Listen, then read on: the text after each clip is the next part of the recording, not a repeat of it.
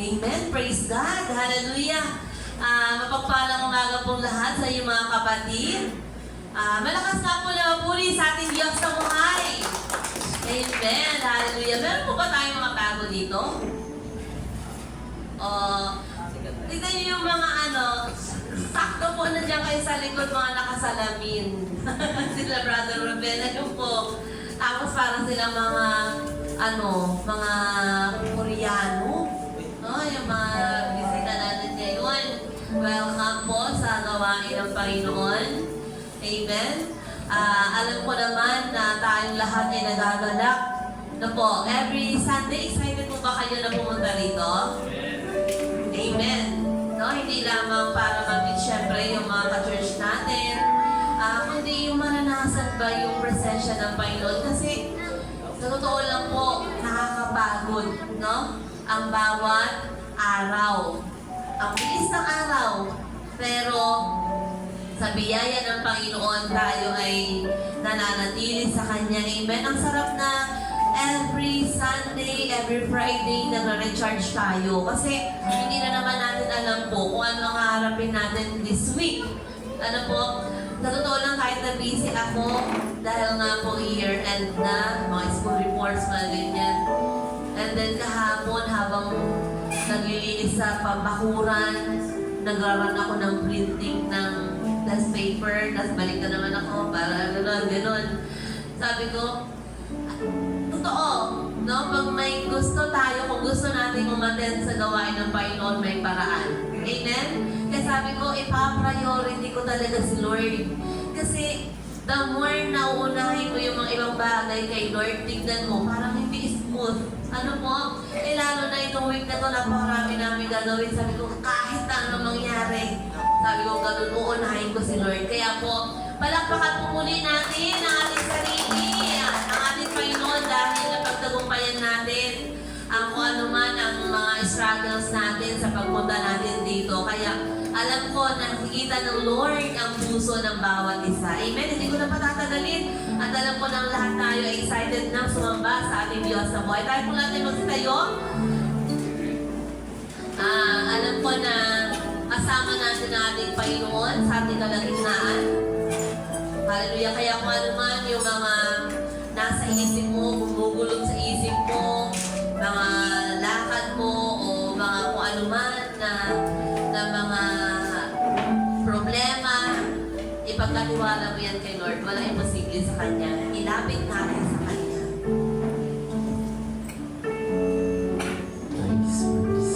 Ayan, isang mapagpalang umaga po muli sa ating lahat. Ayan, bago po tayo mag-start sa gawain ng ating Panginoon, pwede po ba natin siyang awitan ng papuri ngayong umagang ito?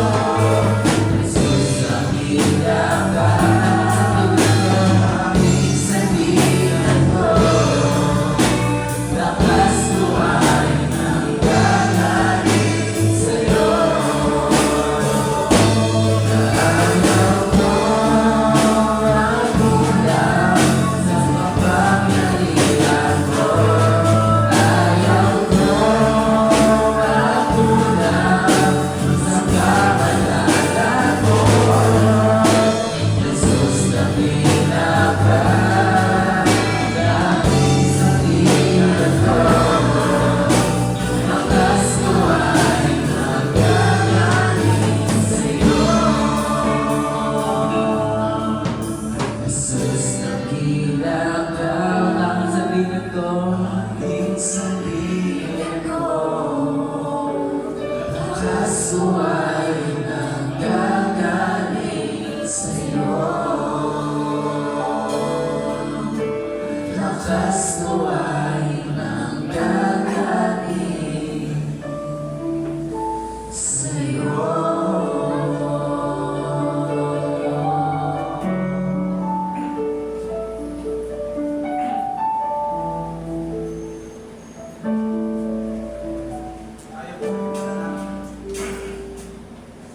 Ama naming Diyos na nasa langit, sa pangalan ng aming Panginoong Kristo sa Espiritu, nagpupurit at papasalamat sa Panginoon, Panginoon, kami po ay ginagawa mo ng ligtas sa pagkakas. Kami po ay magpupuri sa iyo. Kami po ay sasamba sa iyo, Panginoon. Ikaw po ang aming pakarangalan. Ikaw po ang aming itataas sa aming kalangitan. Sapagkat yun po ang nararapat, Panginoon. Yung po ang pinakananasan namin, Panginoon, ay yung paglingkuran ka at parangalang tao na, Lord, patawarin mo po kami sa lahat ng aming pagkukulang sa iyo. Sa isip, sa litan, sa gawa, ay ang man po ay hindi sinasadya man po. Lord, makalinisin po ako kami. Kung maging karapat-dapat po ang aming pagkukuloy, maging karapat-dapat po kami sa iyo, sa iyo harapan, Panginoon. Lord, ikaw po ang maparangalan, manasbigaw. Salamat po, Lord. Laging nakalaan ang iyong pagpapatawad sa akin. Laging mo tinitulog, Panginoon, na maging dalulog kami sa iyo. Kaya sa oras na ito, Panginoon, hayaan mo ang pagkakatila at maparangalan ka sa bawat buhay. Subong po ang iyong banal ng Espiritu, Panginoon, sa aming kalagitnaan upang maranasan po namin ang pagkilos ito sa aming buhay. Maranasan po namin yung touch ng banal ng Espiritu. Sapagkat yun ang kailangan po namin bilang mga anak ng Panginoon para magtagumpayan po namin ang sakit ng Panginoon. Kinikilala po namin, Lord, na kung wala ka sa amin, wala kami pang magagawa. Ang isa bang po kami umaas at nagtutulungan. Malayo po ang bawat isa ng mga anak po ito, na inuna ka, Panginoon. Sapagkat yun ang nais mo, Panginoon, na lagi ka namin unahin, Panginoon. Lord, pagpalain po yung bawat isa. Katagpurin mo po, Panginoon, ang mga pangangailangan. Ikaw po ang nakakakilala sa kanila. Ikaw po nakakaalam sa nasa ng mga pagpalain.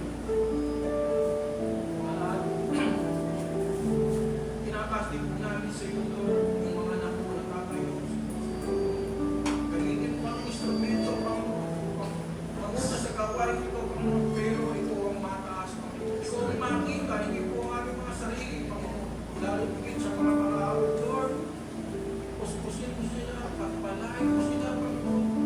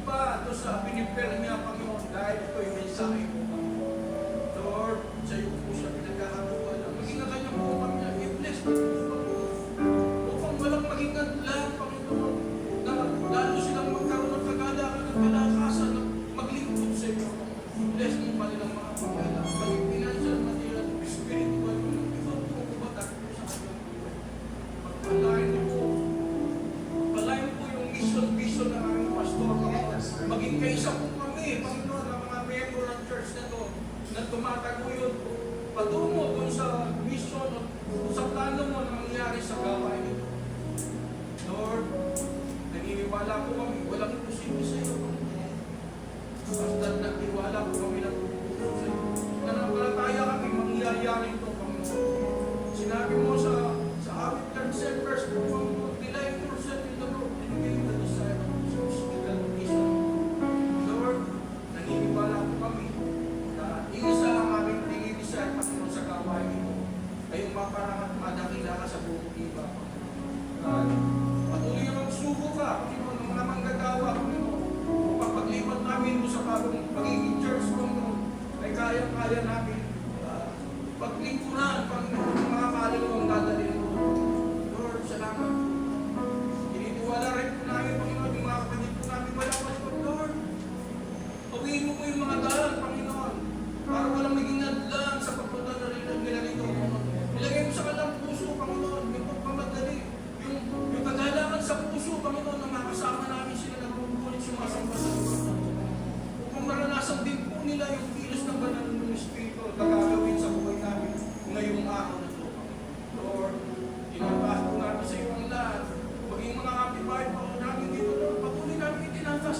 Tataguin mo po sila, kausapin mo sila, magpakayan ka po sa kanila na ikaw ay Diyos na buhay, na Diyos na kumikilos sa bawat isa. Ayaw mong may mapahamak, kundi gusto mo lahat ay maistas. Lord, gamitin mo pong instrumento, Panginoon, yung liwanag na nasa amin, na ikaw ang nakikita, Panginoon, hindi po ang aming sarili, Panginoon. Kaya Lord, tinataas po namin sa iyo ang lahat ng gagawin, ang lahat ng gawain ito, mula sa simula hanggang sa katapusan ng gawain ito, pinangungunahan ito, Panginoon. At yung banal mong Espiritu naman po, ang binibigyan namin ng kalaya, ang makakilos sa aming kalagatan, ang ibang Espiritu na tinatawin namin in the name of Jesus. Leksyonan mo po, ang mga nasulog, at nagbahay sa Panginoon. Walang ibang matataas dito kundi ikaw. Walang ibang mapaparangalan dito kundi ikaw lamang. Kaya Lord, sa ilan pinagkakatiwala ang aming mga buhay. Gawin mong banal mong tahanan upang patuloy na maparangal ka sa buhay namin. Lord, salamat po. Lahat po ng aming panalangin at lahat ang gawain ito ay pinupugnay po namin yung katagumpayan sapagkat ikaw ang Diyos na mananagumpay. Kaya Lord, sa iyo namin pinabalik ang lahat. Papulit pagsamba sa aming pangalan ng aming Panginoon Jesus sa lahat ng sabi ko.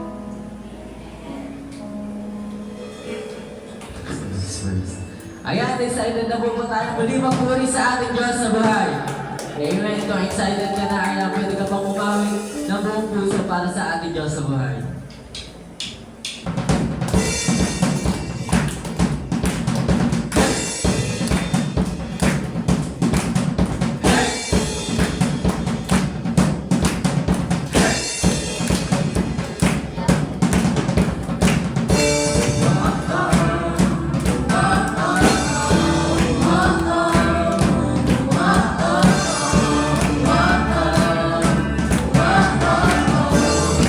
Oh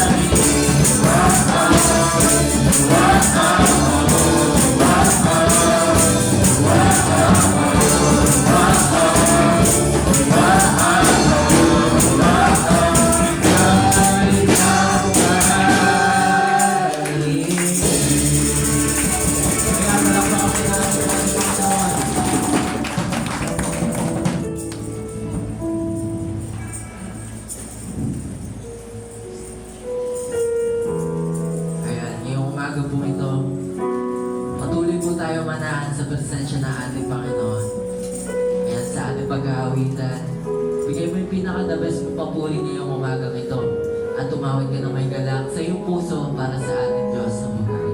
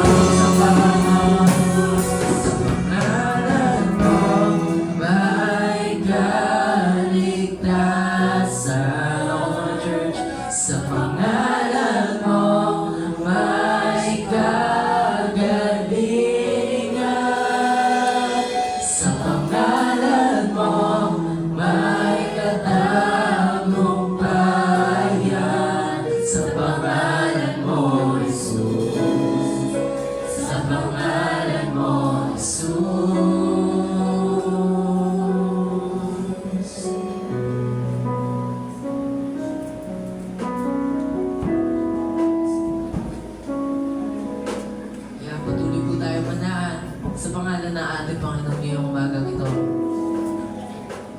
Father God, we thank you for this wonderful moment, Panginoon, na idinako mo na naman po kami ngayong umagang ito sa bahay ng Bamo, Panginoon, upang magbalik ng papuri sa iyo.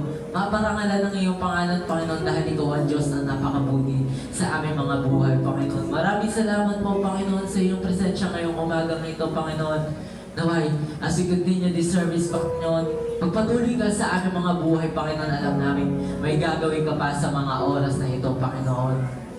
Panginoon, lukuban mo ang apat na sulok ng bahay sa Bamo, Panginoon, ng iyong banal na Espiritu, Panginoon, upang ikaw lamang po ang makita sa aming mga buhay, Panginoon. Maranasan namin ang iyong presensya, Panginoon, dahil alam namin hindi ka patapos sa aming mga buhay, Panginoon. Maraming salamat po, Panginoon, for those blessings, Panginoon, na ibinibigay mo sa amin, Panginoon, sa buhay na ito, Panginoon, na narito kami ngayong umagang ito, na buhay upang magbalik ng papuri at pasasalamat ngayong umagang ito, Panginoon, para sa iyo. Naway, ang maririnig namin, mensahe, Panginoon, na manggagaling sa iyo, Panginoon, tumanim sa aming mga puso't isipan, Panginoon, maibahagi namin sa iba na nangangailangan ng Panginoon at tagapagligtas ng kanilang mga buhay, Panginoon. Maging ilaw at asin kami ng sanlibutan, Panginoon, upang maging nagamit-gamit kami sa ubusan mo, Panginoon. Maraming salamat po, Panginoon. Ngayon pa lamang po, kiniklaim na namin ang katagumpayan, Panginoon, dahil ikaw ang Diyos na napakabuti sa aming mga buhay, Panginoon. Maraming salamat po, Panginoon, na ay lukuban nyo nga po na ang apat na sulok ng bahay sa Bamo, Panginoon, ng iyong banal na dugo, Panginoon. Kumilos ka, banal ng Espiritu ngayon umagang ito dahil alam namin may gagawin ka sa mga oras na ito, Panginoon. Muli, ikaw nga po ang mapapurihan sa aming mga buhay, Panginoon. We give you praise, we give you honor, we give you the highest glory, Panginoon. In Jesus' name we pray, and everybody will say, Amen and Amen.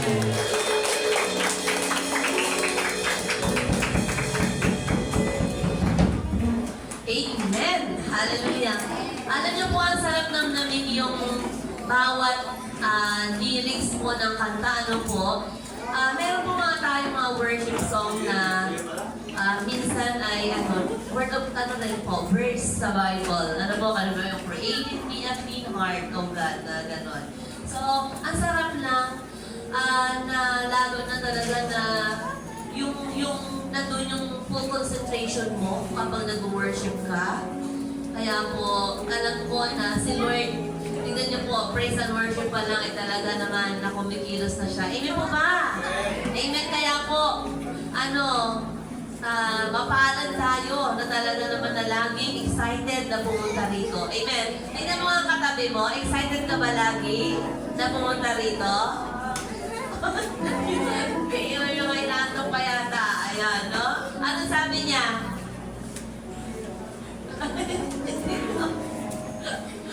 Ayan, no? Dapat lagi tayo excited, no? Hindi lang naman yung mga katabi mo ang pinupuntahan mo rito. Lalo higit ang ating Panginoon. Amen po ba? Amen. Lahat ba tayo pinagpala ng Diyos? Ayan, ang bilis mo ng araw. Ano po? Dati Christmas lang. Ngayon, pa-end na ng school year. At alam ko, ang mga nanay makakahinga-hinga na. Ano po? Sino mag-share dito ng kabutihan ng Panginoon? O kaya, mga kabataan? Ako talaga, sa totoo lang po, back to normal na po kasi, na April is vacation na. So, starting April 16, kami rin, meron kami 1 month mandatory vacation. Ibig sabihin, hindi kami guguluhin sa mga kung ano mga report, talagang bakasyon namin. So, pero, opo, nakaka-excite na vacation, pero limited na yung time namin na mag-prepare ng mga school reports. Halos sa totoo lang mga 12 na ako natutulog, kagabi pa natin galing Spencer near na 12 na rin ako natulog. Pero yung kalakasan ng Panginoon, na nandoon na, nung after namin nag-meeting ng Friday, parang nasabog na naman yung ulo ko, sa dami ng gagawin. Pero sabi ko, ang kapahinahan ko ay si Lord. Kaya alam niyo po, pumunta ako ng Friday prayer works dito. Yan, no? Gumaan ang pakiramdam ko. And then kagabi, doon naman po sa Bible study natin. And then ngayon, at nakikita ko naman talaga na si Lord, inaayos niya. Kumbaga, yung time management, wala po imposible sa Panginoon. Ang dami kong mga prayer na talaga tinutugon ako ng Panginoon. Alam niyo po, Yung sabi ko na na-sprain ako, at least po ngayon, medyo ano na po sana hahabol sa graduation ni Johaya. Graduating na si Johaya eh. Sa April 15, sana hahabol ko pa ako at ang hirap na ganito. So, napakabuti ng Panginoon. Ano po, pag nakikita ko gano'ng kataas yung binagsakan ko, na si Jen Daniela, dala-dala ko, isa kong malag talaga. Kaya Lord, thank you po. Amen? At, ano pa ba? Nakalimutan ko na tuloy. Sa dami kong iba i-share. So, basta si Lord, hindi siya nagpapabaya. And then, sabi ko, si Mama ngayon ang sakit sa ano po, merienda, ano po. Nakalimutan na Mama! Opo. So, sabi ko kay Pastor, sabi ko, sino kaya sa next, sabi ko gano'n, na itatap ko. Alam niyo po, answered prayer. Kagabi, merong hindi po si Lord na sabi niya, sis, Ate Ruth na gano'n. Ay, sabi ko, pwede po yan sa Sunday na lang dahil po meron po bukas. O, di ba? Kaya alam niyo po, minsan may mga prayer tayo na hindi natin namamalayan na ginagrant ni Lord. Ano po? Kaya itong mga prayer natin para sa church, ipag-pray natin dahil sino bang iipuin kundi tayo mga anak ng Panginoon na maging channel of blessing. Amen! Kaya po, huwag natin kalilimutan ha, yung mga pinag-pray natin. Amen? Kahit na anong busy natin, yung church, yung ministry, discipleship, lahat ipag-pray natin. So, ayun po. Meron pa po ba? Meron po ba mag-share? Uy, tahimik na. Ayan, si Val.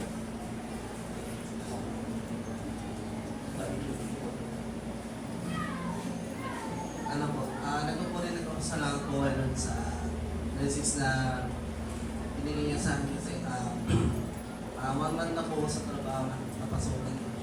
Nagtitingin po sa kanya kasi natitikman ko na yun.